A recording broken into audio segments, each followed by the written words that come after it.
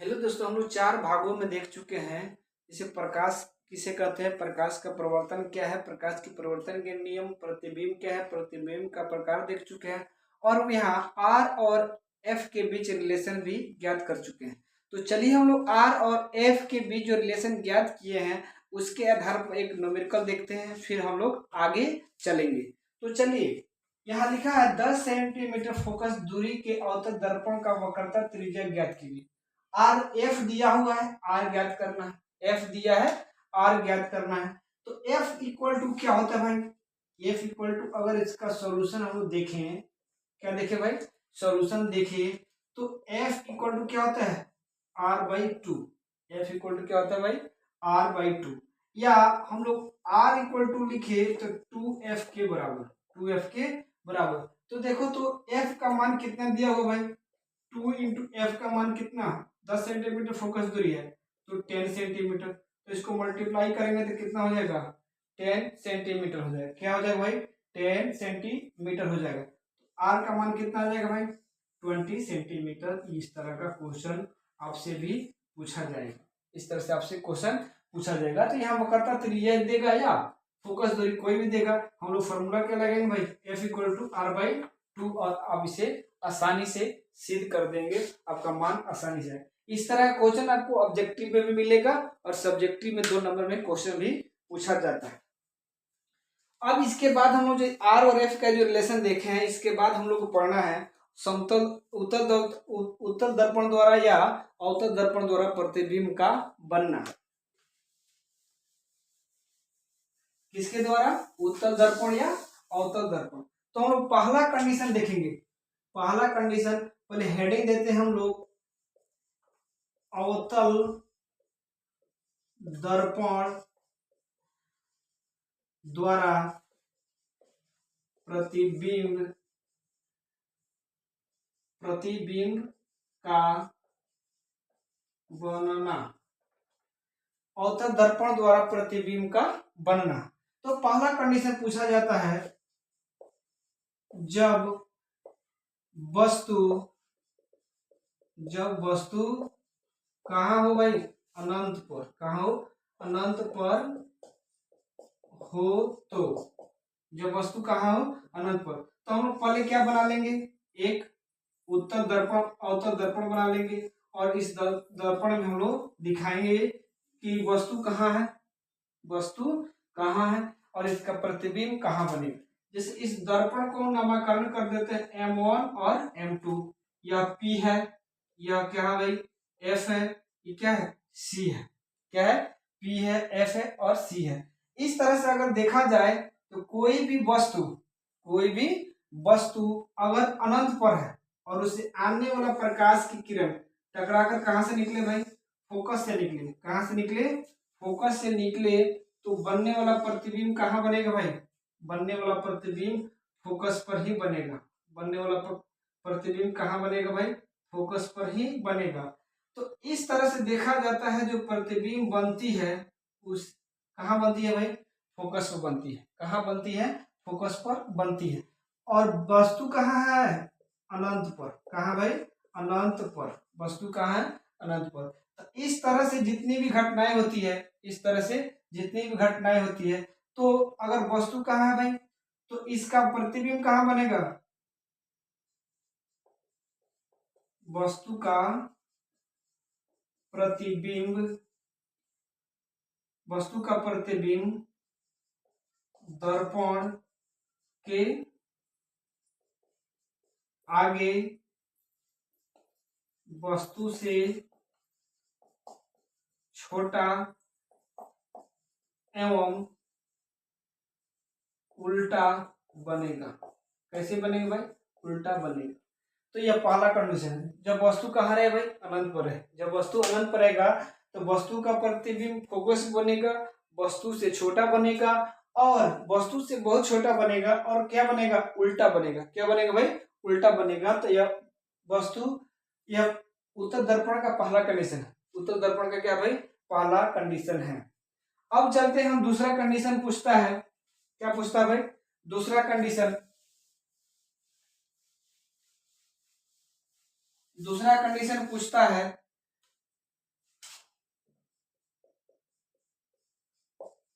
जब वस्तु वक्रता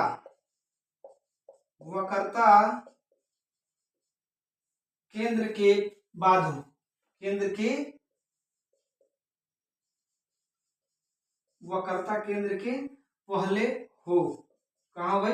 वक्रता केंद्र के पहले हो या अनंत और वक्रता केंद्र के बीच हो, अनंत या वक्रता केंद्र के बीच हो। तो फिर हम लोग क्या बनाएंगे भाई? फिर यहाँ उत्तल दर्पण बनाएंगे, फिर यहाँ P को ड्रॉ करेंगे, F बनाएंगे और C बनाएंगे। वस्तु कहाँ रखा गया भाई? वस्तु रखा गया है वक्रता केंद्र के पहले। कहाँ रखा गया भाई? वक्रता केंद्र के पहले। अब इसको फिर हम लोग इस पर एक रे पास कराएंगे दर्पण से, और दर्पण से होकर जब रिफ्लेक्ट होगी तो कहाँ से पास होगी भाई? फोकस से। कहाँ से पास होगी? फोकस से। और फोकस से अब देखा जाए इस वस्तु से एक सीधा लंब उस वस्तु के फोकस पर खींचा जाएगा, ड्रॉ किया जाएगा और उसको इस तरह काट दिया जाएगा। तो वस्तु का जो प्रतिबिंब होगा वो कहाँ बनेगा भाई? वस्तु का जो प्रतिबिंब होगा, जैसे मान लो ये बी है, वस्तु का प्रतिबिंब, वस्तु क्या है? ए बी है, तो इसका प्रतिबिंब बी डैश ए डैश बनेगा, बी डैश ए डैश बनेगा। इसका मुख्य कारण क्या होगा? वस्तु का प्रतिबिंब कहाँ बनेगा? दर्पण के आगे, दर्पण के आगे। दूसरा, वस्तु से उल्टा, वस्तु से उल्टा। और तीसरा कंडीशन, वस्तु से छोटा, वस्तु से छोटा। तो इस तरह दर्पण बनेगा, दर्पण के आगे बनेगा, वस्तु से उल्टा होगा और वस्तु से छोटा होगा। तो यह जब वस्तु कहाँ रखा जाए? वक्रता केंद्र पर रखा जाए। कहाँ रखा जाए भाई? वक्रता केंद्र पर रखा जाए। तो इस तरह से हम दूसरा कंडीशन देखें। तीसरा कंडीशन देखना है। तीसरा कंडीशन क्या होता है भाई? आप इसे नोट डाउन करते चलिए, हम लोग आगे की तरफ देखते चलेंगे। आप इसे नोट डाउन करते चलिए, हम लोग आगे देखते चलेंगे। तीसरा कंडीशन, जब वस्तु वक्रता केंद्र पर हो, जब वस्तु कहाँ हो? वक्रता केंद्र पर हो, तो उस कंडीशन में देखा जाए, फिर हम लोग दर्पण बनाएंगे। फिर क्या बनाएंगे? दर्पण बनाएंगे M1 M2, और फिर यहाँ मुख्य अक्ष खींचे जाएंगे। यहाँ P जो ध्रुव होता है, या F जो फोकस होता है, यहाँ C वक्रता त्रिक। वस्तु को कहाँ रखा गया भाई? वस्तु को रखा गया है C पर। इससे पास होगा, F से गुजरेगा, इसे पास होगा और F से गुजरेगा। उसी प्रकार से नीचे से भी हम लोग अगर देखें तो इससे पास होगा। क्या होगा भाई? इससे पास होगा। अगर इस तरह से एक लंब खींचा जाए, टेढ़ा हो गया थोड़ा सा, एक लंब खींचा जाए,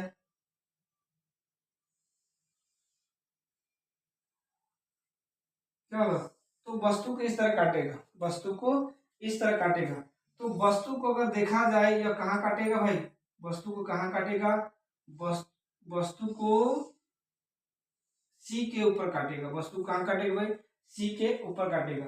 तो यहां से लंब गया, इस तरह काटकर यहां बनाया, तो वस्तु का जो प्रतिबिंब होगा वो क्या होगा? वस्तु के प्रतिबिंब के जस्ट बराबर या उल्टा बनेगा। तो यहाँ पहला पॉइंट क्या होगा? दर्पण के आगे वस्तु का प्रतिबिंब कहाँ बनेगा? दर्पण के आगे, दर्पण के आगे। दूसरा, वस्तु के बराबर, वस्तु के बराबर, वस्तु के बराबर। तीसरा, वस्तु से उल्टा, वस्तु से उल्टा। तो वस्तु यह प्रतिबिंब कैसे बनेगा भाई? जब वस्तु को कहाँ रखा जाए? वक्रता केंद्र पर रखा जाए, तो वस्तु का प्रतिबिंब वस्तु के बराबर बनेगा, वस्तु से उल्टा बनेगा और दर्पण से आगे बनेगा। तो यह तीसरा कंडीशन था। यह क्या था भाई? तीसरा कंडीशन था। अब हम लोग देखेंगे कौन सा कंडीशन? चौथा कंडीशन, जब वस्तु को कहाँ रखा जाए? वक्रता केंद्र और फोकस के बीच रखा जाए। कहाँ रखा जाए भाई? वक्रता केंद्र और फोकस के बीच रखा जाए। तो उस कंडीशन में देखा जाए, चौथा कंडीशन, जब वस्तु को वक्रता केंद्र और फोकस के बीच रखा हो तो उस कंडीशन में इसका प्रतिबिंब कहाँ बनेगा, उस कंडीशन में इसका प्रतिबिंब कहाँ बनेगा। तो हम लोग यहाँ देखिए P है, यहाँ क्या भाई F है और यहाँ C है, PFC, PFC। तो इस कंडीशन में वस्तु को कहाँ रखा जा रहा है भाई, इस कंडीशन में वस्तु को कहाँ रखा जा रहा है, फोकस और वक्रता केंद्र के बीच, फोकस और वक्रता केंद्र के बीच। अब यहाँ से हम लोग एक लंब डालें जो कहाँ से पास होता है भाई, फोकस से पास होता है। कहाँ से पास होता है, फोकस से। उसके बाद इस वस्तु से लंब डाले, इस वस्तु से लंब डाले तो देखा जाए इसका प्रतिबिंब कहाँ बनेगा भाई, इसका प्रतिबिंब वक्रता केंद्र के बाद बनेगा। कहाँ बनेगा, वक्रता केंद्र के बाद। जैसे वस्तु की हाइट AB हुआ, अब वस्तु का प्रतिबिंब हुआ क्या हुआ भाई, A डैश B डैश हुआ। इस तरह से वस्तु का प्रतिबिंब यहाँ बनेगा। तो इसका प्रतिबिंब हम लोग देखें कैसे बनता है, इसका प्रतिबिंब क्या होगा भाई, एक कंडीशन में देखें तो क्या होगा भाई, एक कंडीशन में यहाँ देखें तो क्या होगा, वस्तु से ये भी दर्पण के क्या होगा भाई, दर्पण के आगे। दूसरा पॉइंट, वस्तु से बड़ा। तीसरा पॉइंट, वस्तु से बड़ा और वस्तु के उल्टा, वस्तु के उल्टा प्रतिबिंब बने। तो इस तरह से ये चौथा कंडीशन होता है। इस तरह से क्या होता है भाई, चौथा कंडीशन होता है। नेक्स्ट हम लोग देखेंगे भाई, यहाँ चौथा कंडीशन होता है। नेक्स्ट कंडीशन देखेंगे यहाँ पांचवा। नेक्स्ट कंडीशन क्या देखेंगे, पांचवा। नेक्स्ट कंडीशन क्या है, पांचवा। अब देखेंगे पांचवा कंडीशन, चौथा हो गया, पांचवा। अब वस्तु को कहाँ रखा जाए भाई, अब वस्तु को फोकस पर रखा जाए।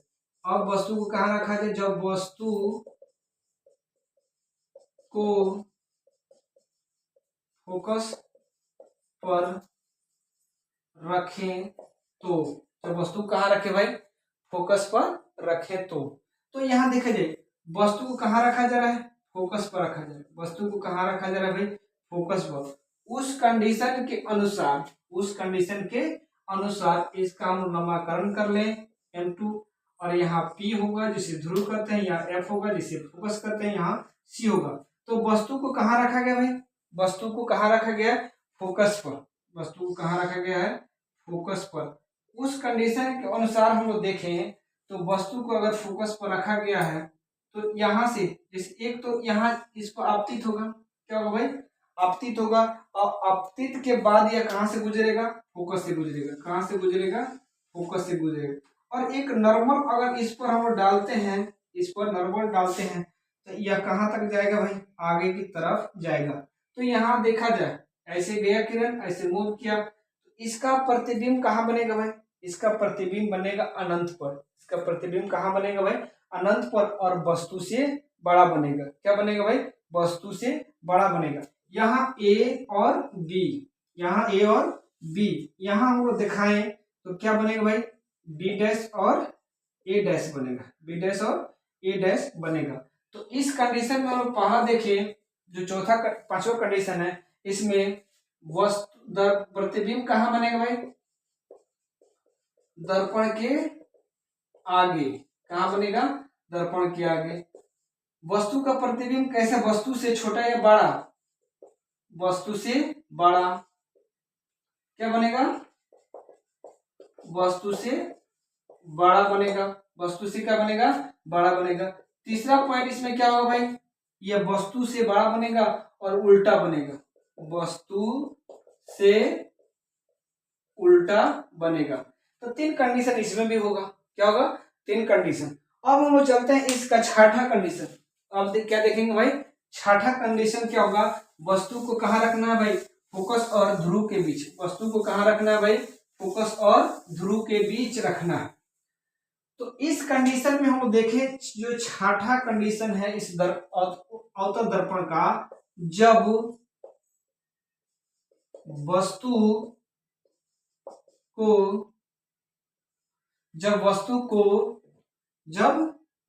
को कहां रखे भाई, जब वस्तु को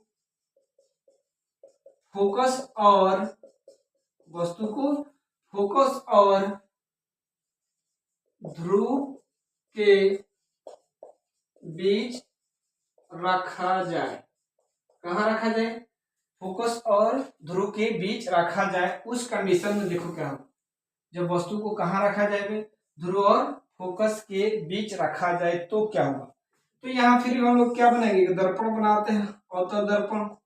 इसका नामकरण M1 और M2 कर देते हैं।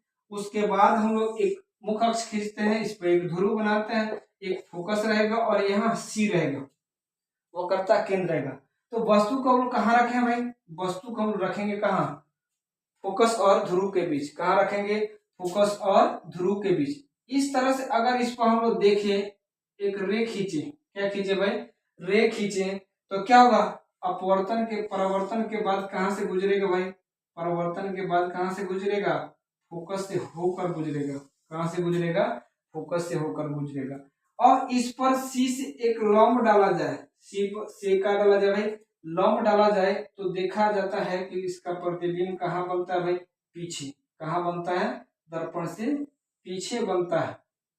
तो इस तरह से हम लोग इसको देखें, तो यहाँ ए बी है, यहाँ क्या हो जाएगा, ए डैश और बी डैश। यहाँ क्या होगा भाई, ए डैश बी डैश। तो यह क्या होगा, इस कंडीशन में वस्तु का प्रतिबिंब कहाँ बनेगा भाई, दर्पण के पीछे बनेगा।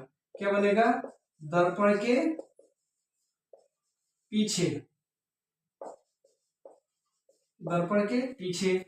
दूसरा कंडीशन क्या होगा, वस्तु से बड़ा, और या इसमें होता है वस्तु से सीधा प्रतिबिंब बनेगा। तो इस छठा कंडीशन में क्या होता है भाई, ये सारी घटनाएं होती है। तो ये छठा कंडीशन 5 कंडीशनों से क्या होता है, विपरीत उल्टा होता है। तो इसी कंडीशन को बार बार बिहार बोर्ड या कोई भी एग्जाम पूछ लेता है। तो इस तरह के हम लोग देखें अवतल दर्पण में प्रतिबिंब बनना। चलिए दोस्तों, मेरे वीडियो अगर अच्छा लगे तो इसे लाइक, कमेंट और शेयर अपने दोस्तों के साथ करते रहिए। और हम लोग फिर मिलते हैं नेक्स्ट अगले वीडियो में। जय हिंद, जय भारत।